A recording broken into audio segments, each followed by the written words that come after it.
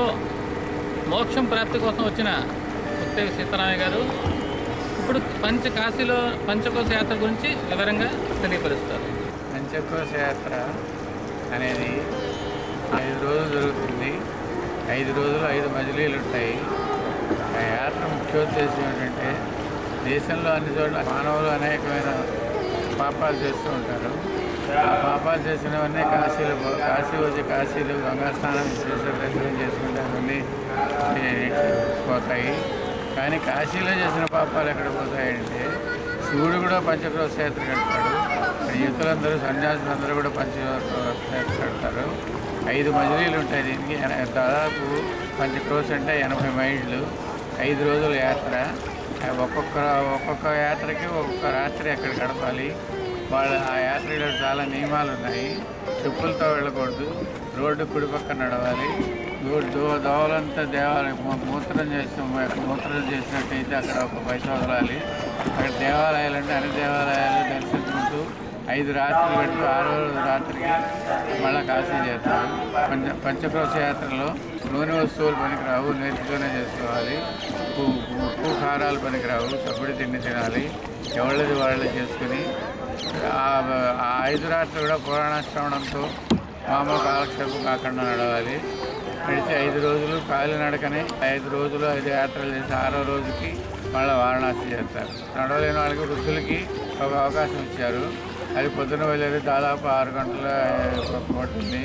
ఆటోలో వెళ్ళి పొద్దున్న వెళ్ళి 5 యాత్రలు దర్శనం చేసుకుని మళ్ళీ సాయంత్రానికల్లా మళ్ళీ కాశీ రావచ్చు. ఇది కేవలం వృద్ధులకి నడవలేని ఏదైనా అనారోగ్య పరిస్థితి ఆరోగ్యం ఉన్నప్పుడు అందరూ గ్రూపులుగా పెడతారు. ఒక్కొక్క గ్రూపులో 50 మంది 60 మంది ఉంటారు. దాని సామాన్లన్నీ ఏమో ఆటోలో రిక్షాలు మాట్లాడతారు. సామాన్లన్నీ వేసి వీళ్ళు నడుచుకుంటూ భజనలు చేసుకుంటూ కీర్తనలు చేసుకుంటూ ఈ ఒక్కొక్క యాత్ర చేసి ఆ రాత్రి వచ్చేటప్పటికి ఈ నియమం ప్రకారం ఆహారం తీసుకుని ఆ రాత్రి అంతా సత్కాలక్షేపం చేస్తూ అక్కడ ఏదైనా శ్రవణాలు కానీ పారాయణలు కానీ హరికథలు కానీ ఏమైనా చేసుకుంటూ ఆ రోజు గడుపుకుంటూ మళ్ళీ 6వ రోజు రాత్రికి కాశీ చేస్తారు. ఇది విశ్వనాథుడు కూడా చేశాడని చెప్పి మన పురాణ గ్రంథాల్లో కూడా ఉంది.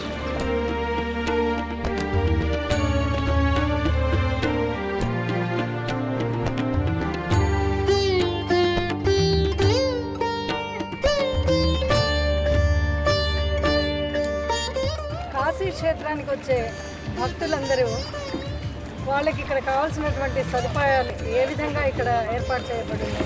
కాశీ వచ్చే యాత్రికులకి ఏ ప్రదేశాల వాళ్ళకి సత్రాలు ఉన్నాయి. మన తెలుగు వాళ్ళకి చాలా సత్రాలు కాశీలో ఉన్నాయి.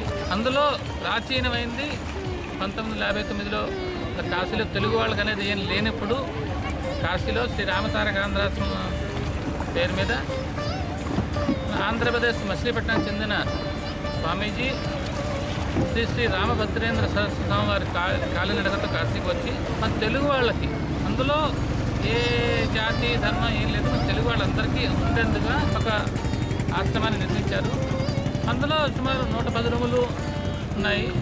వచ్చిన యాత్రికులందరికీ మధ్యాహ్నం భోజనం, రాత్రి టిఫిన్ ఏర్పాటు చేస్తారు. కాశీలో చాలా రకాల ఆశ్రమాలు సత్రాలు వచ్చాయి. అందులో వైశ్యులు వచ్చాయి, బ్రాహ్మణులు వచ్చాయి, క్షత్రియులు వచ్చాయి. రకరకాల అనేక వర్ణాల వాళ్ళకి కూడా ఏర్పాటు చేశారు.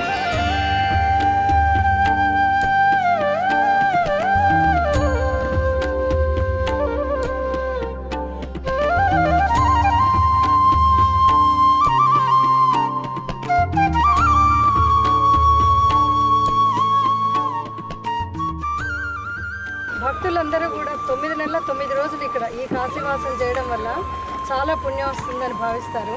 అలాంటి వాళ్ళకి ఇక్కడ మీరు ఏ రకమైన సదుపాయాలు కలుగజేస్తున్నారు? కాశీలో 9 నెలల 9 రోజులు ఉండాలని వచ్చిన వాళ్ళు మొదటేమో మన శ్రీ రామతారకాంధ్రాశ్రమంలో కొన్ని గదులు కేటాయించాము. ఇప్పుడు వారి గురించి సపరేట్గా ఒక బిల్డింగ్ కట్టడం జరిగింది. అందులో సుమారు 15 రూములు ఉన్నాయి. ఆశ్రమం మెయిన్ బిల్డింగ్లో సుమారు 10 రూములు ఉన్నాయి. అట్లా ఉన్న వాళ్ళకి సపరేట్గా నెలకి కేవలం ఒక మెయింటెనెన్స్ ఛార్జెస్ రూపంగా తీసుకుని వాళ్ళ రోజు కార్యక్రమాలు చేసుకుంటూ వాళ్ళు చాలా ఆనందంగా 9 నెలల 9 రోజులు పూర్తి చేసుకుంటారు. ఆశ్రమంలో ఎవరైనా 9 నెలల 9 రోజులు ఉండాలి అని అనుకుంటే వాళ్ళు ముందర అప్లికేషన్ ఒకటి పెట్టుకోవాలి ఆశ్రమానికి. అది కూడా వెయిటింగ్ లిస్ట్ పద్ధతిలో నడుస్తుంది. మరి అప్లికేషన్ పెట్టుకుంటే వారికి సుమారు 2 ఏళ్ళు సమయం పడుతుంది ప్రస్తుతం. వారికి వాళ్ళ టైం రాగానే వాళ్ళు ఫోన్ ద్వారా లెటర్ ద్వారా తెలియపరిచి వాళ్ళు 9 నెలల 9 రోజులు హాయిగా ఉండి కాశీవాసం చేసుకుని వెళ్తారు. ఇది కాకుండా చుట్టుపక్కల కూడా చాలామంది ప్రైవేట్ బిల్డింగ్లోనూ ఇతర సత్రాల్లోనూ కూడా ఇట్లా కాశీవాసానికి రూమ్స్ ఇస్తుంటారు. చాలామంది ఇట్లా వేల సంఖ్యలో కాశీలో ఉన్నారు తెలుగు వాళ్ళు, రిటైర్ అయిన వాళ్ళు కాశీవాసం చేస్తున్నారు. చాలా ఆనందంగా వాళ్ళు చేసుకుని యాత్ర చేసుకుని వెళ్తుంటారు.